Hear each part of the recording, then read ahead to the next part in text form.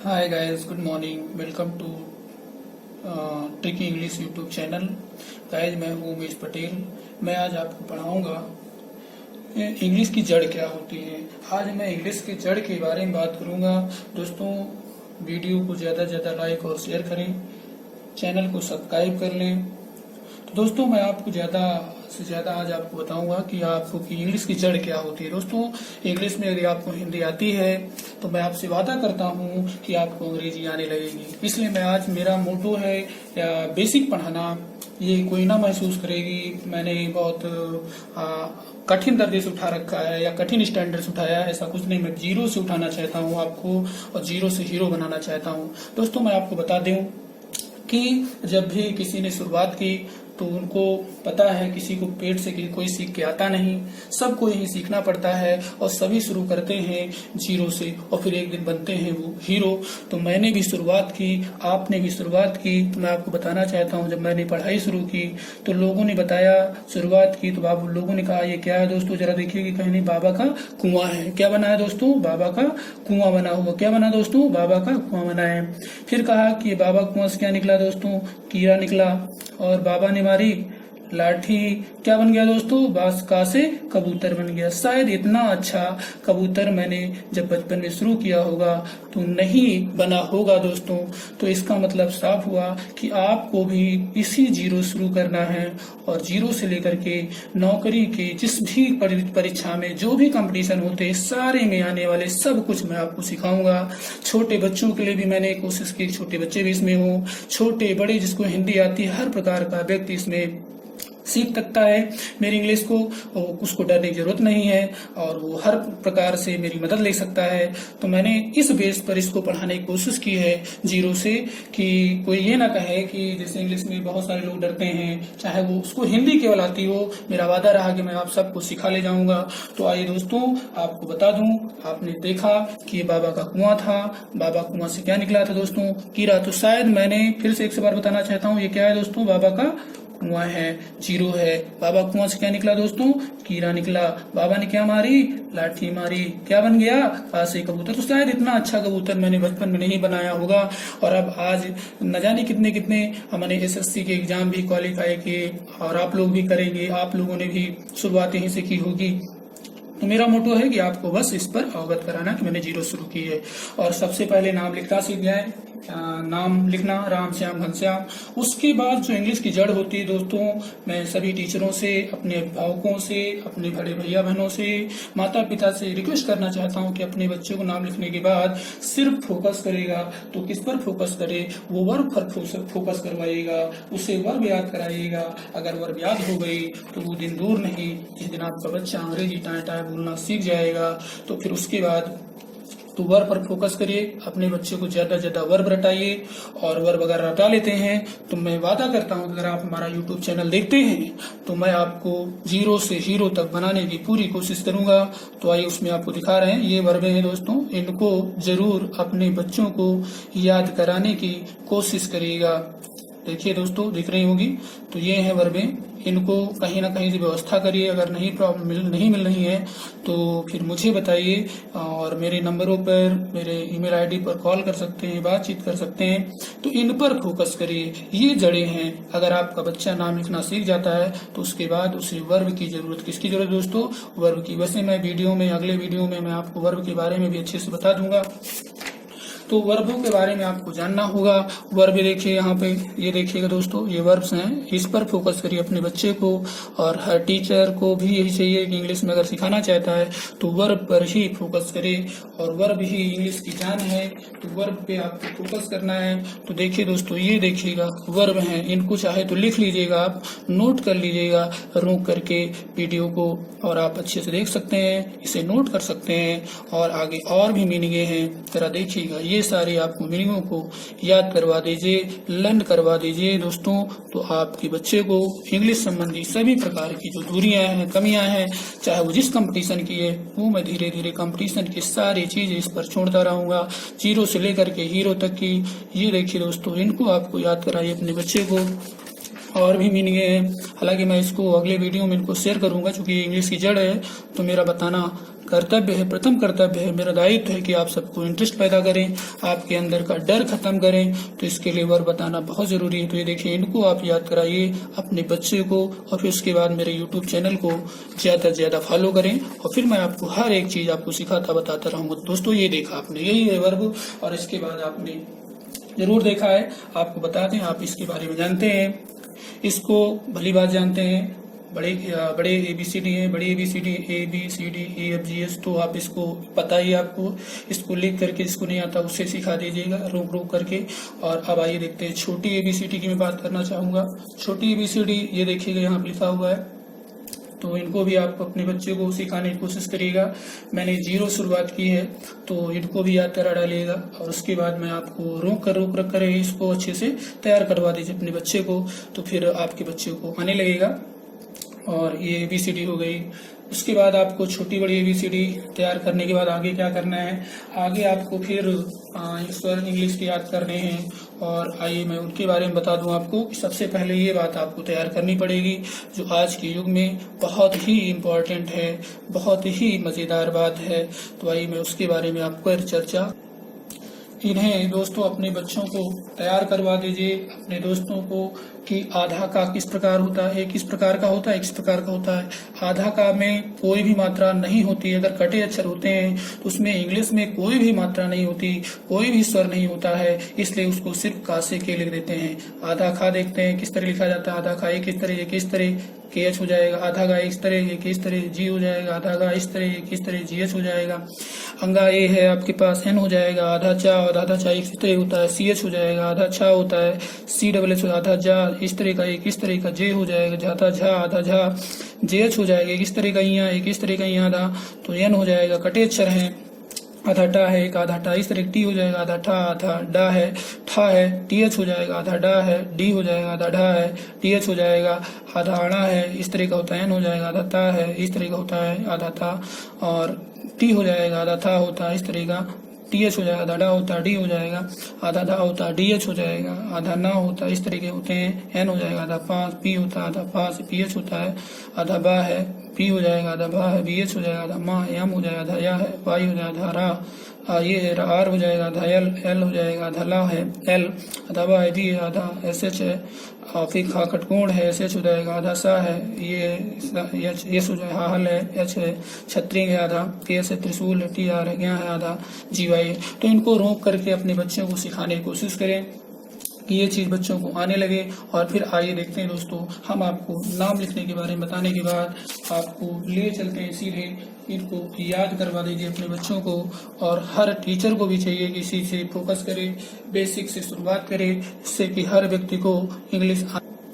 तो आइए दोस्तों, यहाँ पे आपको याद करना पड़ेगा कि का से के होता है, जब पूरा अक्षर होता है छोटे आ की मात्रा छिपी होती है। का से के हो गया, खा से के एच हो गया, गा से जी हो गया, गा से जी एच हो गया, अंगा से एन हो गया, चा से सी एच हो गया, छाछड़ी सी डबल, जा से जे, झा से जी एच, यहाँ से एन, टा से टी, ठा से टी एच, डा से डी, ढा से डी एच, आड़ा से एन, ता से टी, था से टी एच, दा से डी, दा से डी एच, ना से एन, पा से पी, फा से पी एच, बा से बी, भा से बी एच, मा से एम, या से वाई, रा से आर, ला से एल, वा से वी, सा से ली, बसे से का कटकोण से सा से रुता से सा हल से छत्तीस सुलटी आर, यहाँ से जी वाई। और इसी कड़ी में बच्चों को इसको मेरे वीडियो को रोक करके बच्चों को याद करा दीजिएगा अच्छे से। फिर मात्राएं हैं और स्वर हैं, तो मात्राओं में जरा देखते हैं। छोटा मैंने माना है कि छोटे आ की मात्रा इस तरह की होती है, लेट इस तरह का लिखे माने, देखिए आप मान रखा है, तो छोटे आ से क्या हो जाएगा, ए हो जाएगा। तो इसको अपनी तरफ से एज्यूम करना पड़ेगा, लेट करना पड़ेगा, मानना पड़ेगा। बड़े आ से ए होता है, बड़े आ से डबल ए भी होता है, छोटी से आई होता है, और बड़ी से आई भी होता है, डबल ए भी होता है, छोटे उ से यू भी होता है, और बड़े उ से यू भी होता है, डबल ओ भी लिखा जाता है। ऋषि से आर आई होता है, ऐसे ई, ऐसे ए आई, ओ से यू, औ से ई, यंग से ए एन, हा से ए एच हो जाता है। ये मात्राएं हैं आपको। फिर स्वर हैं, छोटे आ के अनार से ए, बड़े आ से आम से ए, डबल ए, छोटी से इमली से आई, बड़ी से इमली से आई और डबल ई, छोटे ऊ से यू, बड़े ऊ से ऊंट, छोटा यू भी होता है, डबल ओ भी होता है, इसी से आर आई, ए से एड़ी से ई, ऐसे ऐनक से ए आई, ऊ से उगली से ओ, औ से ए यू, अंक से ए एन, अहा से ए एच होता है। तो इसको आप याद करवा दीजिए बच्चों को, और बच्चों को जब याद हो जाएगा तो आपका काम आसान हो जाएगा। हम आपको बताना चाहते हैं, ट्रिक बताना चाहते हैं कि कैसे बच्चों को नाम लिखाएं, बच्चों को नाम लिखना कैसे सिखाएं, आइए हम आपको बताना चाहते हैं। तो आइए रूल की बात करते हैं। जो रूल हैं कम से कम 3-4 रूल हैं, उन रूलों को अगर आप जान जाते हैं तो नाम लिखने में प्रॉब्लम नहीं होगी दोस्तों। तो बच्चों को यहीं से शुरुआत कराइए, मीनिंग खूब याद कराइए, वर्बों पर फोकस कराइए। तो आइए देखते हैं दोस्तों कहाँ पे आगे बढ़ते हैं। हम आपको दिखा रहे हैं नाम लिखना कैसे हम सीखें। तो चलिए देखते हैं रूल नंबर 1 देखते हैं। यदि कटे अक्षर अथवा आधे व्यंजन अक्षर हो तो उन व्यंजनों की दाईं ओर कोई भी मात्रा नहीं लिखते हैं। जो इतनी मात्राएं आपको दिख रही हैं उनमें से हम कोई भी मात्रा नहीं लिखते हैं। हम क्या करते हैं, अगर कटे अक्षर होते हैं तो हम ज्यादा से ज्यादा कोशिश करते हैं कि उन कटे अक्षरों के दाईं ओर, फिर से देखिएगा पहला रूल है, 4-5 रूल पढ़ने, आपको ज्यादा रूल पढ़ने नहीं। यदि कटे अक्षर अथवा आधे अक्षर हो तो उन व्यंजनों के दाईं ओर कोई भी मात्रा नहीं लिखते हैं। जितनी भी ये मात्राएं हैं इन मात्राओं में से हम कोई भी मात्रा कटे अक्षरों में, जिनको कटहा कह सकते हैं, उनके दाईं ओर हम कोई भी मात्रा नहीं लिखते हैं, यानी 0 मात्रा होती है। जैसा कि आपको दिखा दें, जरा देखिए यहाँ पे एक का है, अगर ये कटा है तो इसके आगे कोई भी मात्रा इंग्लिश की नहीं लिखी जाएगी। खा में भी, इसमें भी 0 मात्रा लिखी जाएगी, इसमें भी 0 लिखी जाएगी। सिर्फ उसकी स्पेलिंग, व्यंजन की स्पेलिंग लिख देंगे, कोई मात्रा नहीं लिखेंगे। कटे अक्षर होने की तो इसमें 0 लिख देंगे। तो इसमें सब, ये सब कटे अक्षर हैं तो इसमें कोई भी मात्रा इंग्लिश की नहीं लगी रहती दोस्तों, सब कटे हैं। और कटे अक्षर होने पर कोई भी मात्रा नहीं लिखते हैं। फिर से याद रखिएगा। फिर देखिए यहाँ पे, यदि कटे अथवा आधे व्यंजन अक्षर हो तो उन व्यंजनों के दाईं ओर कोई भी मात्रा नहीं लिखते हैं, कोई भी मात्रा नहीं लिखते हैं। इसमें हम कोई भी मात्रा लिख, सिर्फ इस व्यंजन की इंग्लिश लिख देंगे, जो भी व्यंजन की इंग्लिश होगी उसको लिखने से कहा है। तो कटा का है तो के लिख दीजिएगा, क्योंकि इंग्लिश में कटा के होता नहीं, इसलिए आपको के ही लिख देना होगा। और अब आगे देखते हैं। आगे कहता है, यदि हिंदी का व्यंजन पूरा हो तो अंग्रेजी लिखते समय हम अपनी तरफ से छोटे आ मान लेते हैं। यदि कोई मात्रा ना हो तो हम क्या करते हैं दोस्तों, हम नंबर आपके सामने जरा देखिएगा। यदि हिंदी का व्यंजन पूरा हो तो अंग्रेजी लिखते समय हम अपनी तरफ से छोटे आ की मात्रा मान लेते हैं तथा अंत के अक्षर में छोटा आ होते हुए भी अंग्रेजी में अधिकतर छोटा नहीं लिखते हैं। जैसा कि आपके सामने यहाँ दिखा हुआ है, इसमें सब में देखिए मैंने छोटा मान रखा है। छोटे आ से क्या होता है, ए होता है। छोटे आ से क्या होता है, ए होता है। तो अपनी आपको कटा नहीं है, कटा अक्षर नहीं है, तो आपको इसको ए मान लेना पड़ेगा। अगर लास्ट में होगा तो बहुत कम लिखते हैं, कभी कभी लिखते भी हैं।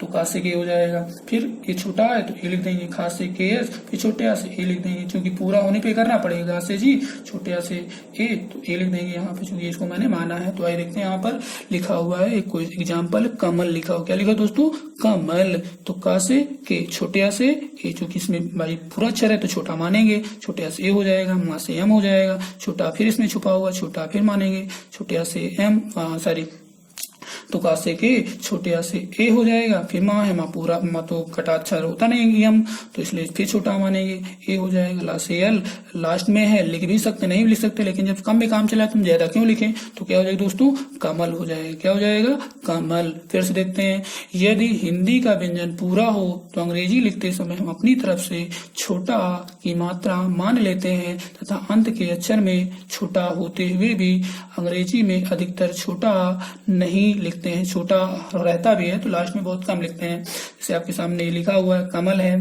पूरा अक्षर है, कटा अक्षर होता है तो कोई भी मात्रा ना होती, कटा अक्षर, इसलिए हम अपनी तरफ से ये वाली मात्रा मान लेंगे। तो का से के और छोटे आ से ए मान लिया, का से के हो गया और छोटे आ से ए हो गया, माँ से एम लिख दिया, छोटा भी माना, ए लिख दिया, ला से एल हो गया, तो क्या हो गया टोटल हमारा, कमल हो गया। क्या हो गया दोस्तों, कमल हो गया। तो पहला रूल समझिए। अब आइए पहले की बात करते हैं। तो तीसरे रूल समझ में आया दोस्तों, आ गया होगा कि यदि हिंदी का व्यंजन पूरा हो तो अंग्रेजी लिखते समय हम अपनी तरफ से छोटा आ की मात्रा मान लेते हैं तथा अंत के अक्षर में छोटा आ होते हुए भी अंग्रेजी में अधिकतर छोटा नहीं लिखते हैं, कभी कभी नहीं लिखते हैं, तो इसलिए यहाँ पर नहीं लिखा गया दोस्तों। आइए देखते हैं आगे। यदि कटे अक्षर अथवा व्यंजन अक्षर हों, यानी कटे आधे अक्षर या व्यंजन हों, तो उन व्यंजनों की दाईं ओर कोई भी मात्रा नहीं लिखते हैं, उसमें कोई भी मात्रा नहीं लगी। जैसे यहाँ देखिए कल्पना है, का पूरा है इसलिए का से के लिख देंगे, छोटा ये मान लेंगे ए हो जाएगा, ला क्या है कटहा है यानी कटा है इसलिए हम कुछ नहीं लिखे, जीरो मात्रा मानेंगे तो हो जाएगा कल। फिर पा क्या पूरा है इसलिए ए मानेंगे, फिर छोटा अपनी तरफ से मान लेंगे कि पूरा है तो ए लिख देंगे, ना है ना लिख देंगे।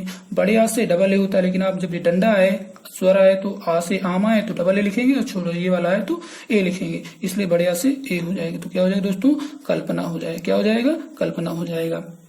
फिर देखते हैं दोस्तों, का है का से के हो जाएगा। फिर इसमें छोटा क्योंकि पूरा है इसलिए छोटा मानेंगे ये वाला तो ए हो जाएगा, तो का से के ए हो जाएगा। ला क्या है अधूरा है कटा है इसलिए कोई मात्रा नहीं, जीरो एल लिख देंगे।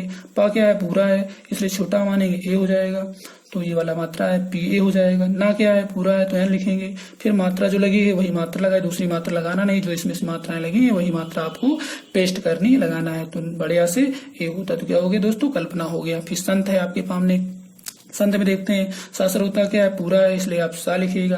फिर छोटा मान लीजिएगा ए हो जाएगा, ऐसे हो जाएगा, एस ए हो जाएगा। कटायन है यानी आधा एन है, आधा ना है तो कटायन तो होता नहीं, आधा एन तो होता है लेकिन कटायन नहीं होता, इसलिए इंग्लिश में एन लिखेंगे। कोई मात्रा नहीं, जीरो मात्रा है, इसमें तो जीरो है तो इसलिए कुछ नहीं लिखेंगे। ता से टी हो जाएगी, लेकिन लास्ट में है तो हम मात्रा होते हुए भी नहीं लिखते हैं, इसलिए क्या हो जाएगा दोस्तों, संत हो जाएगा।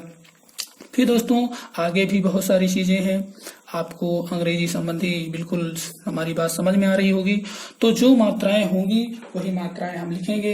आइए देखते हैं अंग्रेजी की मात्राएं हम व्यंजन की दाईं ओर लगाते हैं। सदा याद रखिए, सबसे पहले हम का से ज्ञातक में लिखते हैं और उसके बाद हम फिर क्या लिखते हैं, सबसे पहले व्यंजन लिखते हैं दाईं ओर लगाते हैं। अंग्रेजी की मात्राएं हम व्यंजन की दाईं ओर लिखते हैं, सबसे पहले व्यंजन लिखते हैं उसके बाद ही हम स्वर को अप्लाई करने की कोशिश करते हैं। तो सबसे पहले व्यंजन लिखते हैं फिर उसके बाद स्वर लिखते हैं। जैसे यहाँ देखिए लिखा हुआ है कि आपने कभी किरण है तो क्या आई छोटी से आई, फिर का से के, फिर आ से आर छोटे आ से ए एन, ये गलत है।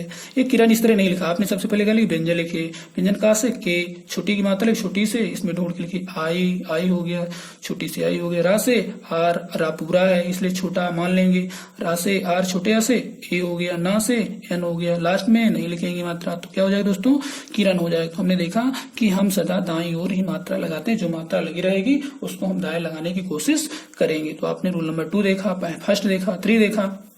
और आइए देखते हैं दोस्तों, यहाँ पर मैं आपको बताना चाहूंगा, लिखा हुआ द्रा लिखा हुआ है, द्रा, तो इसमें दा क्या दिखता है, पूरा दिखता है, रा क्या दिखता है, अधूरा दिखता है। इसको रकार वाला रा होने पर यदि अक्षर में कोई मात्रा नहीं लगी हो तो हम अपनी तरफ से छोटा आ की मात्रा अंग्रेजी में जरूर लिखते हैं। मतलब अगर द्रा लिखा है तो हम जो दा पूरा दिखता है वो अधूरा है दोस्तों, और रा क्या है, पूरा अधूरा दिखता है वो पूरा है, तो उल्टा है।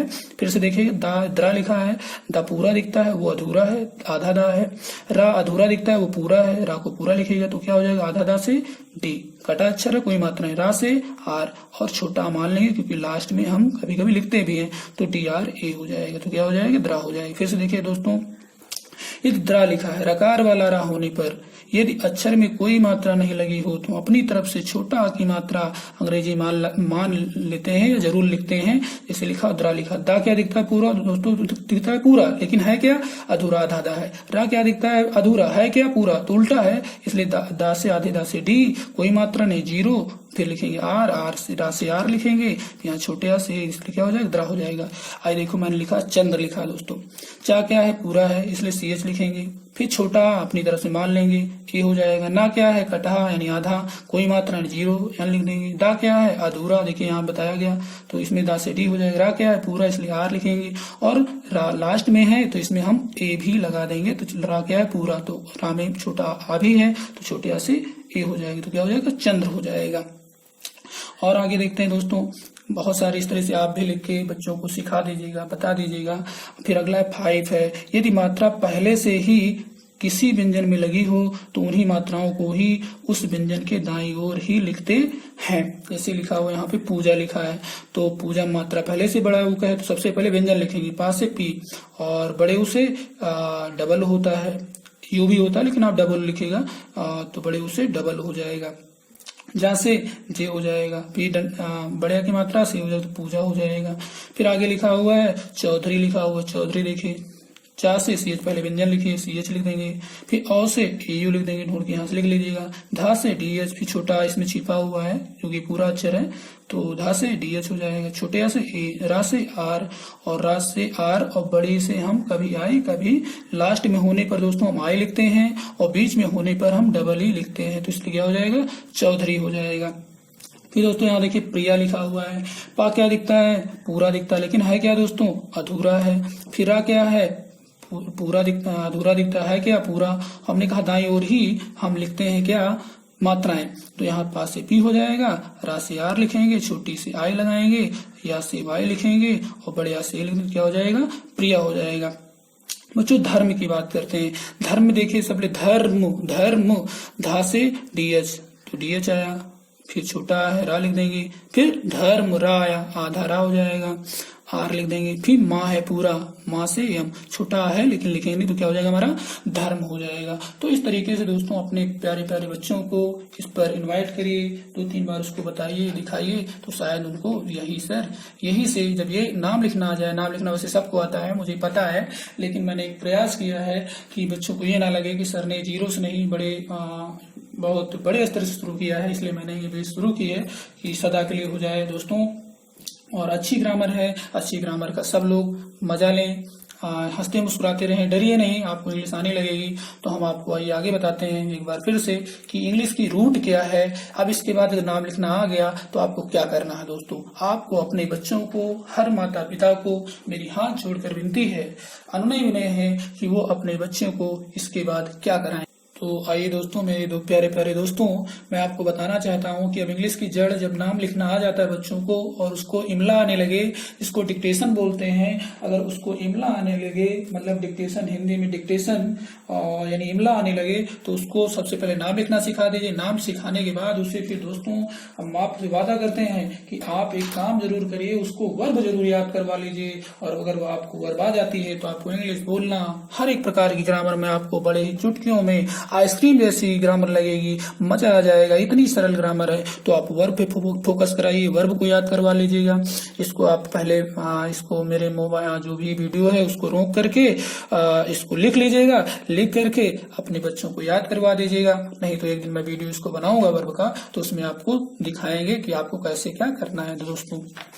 तो यहाँ पे आपको देख रहे हैं कि आप वर्ब याद करा दीजिए अपने प्यारे प्यारे बच्चों को। क्या याद करा देंगे दोस्तों, अपने प्यारे प्यारे बच्चों को, अपने लाडलों को, अपने चाहने वालों को, जिसको इंग्लिश सिखाना है, जो जड़ है इंग्लिश की, कभी उसके दिलो दिमाग से डर खत्म हो जाए, उसकी खातिर आप वर्ब का ये पेज है, इसको याद कर लीजिए, इसको लिख लीजिए और अपने बच्चों को याद करवा दीजिएगा।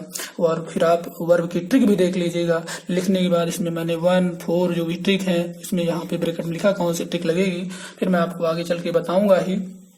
और आगे दोस्तों देखते हैं, तो इस कड़ी में आप वर्ब याद करा दीजिए, ये रूट है और यहीं से इंग्लिश की शुरुआत होती है। तो ये देखिए दोस्तों, इसको आप वर्ब जो है इंग्लिश की जड़ है, और इंग्लिश की जड़ को मैं आपको बता दूं, मैंने पूरी ग्रामर पूरी की पूरी बुक इसी पर बनाई है, वर्ब पर। अगर आपको पूरी ट्रिक आपकी वर्बों पर आधारित है, अगर आपको ये आ जाती है तो वो दिन दूर नहीं जहां पर आप इंग्लिश में सीजल जैसे एग्जाम में आप 100-200 में काफी अच्छे स्कोर कर सकते हैं। मेरे बच्चों ने 180, 185, 190 तक स्कोर किए हैं, और मैंने भी एग्जाम क्रैक किया है SSC GST का, जूनियर हिंदी ट्रांसलेटर का। तो दोस्तों आप भी क्रैक करेंगे।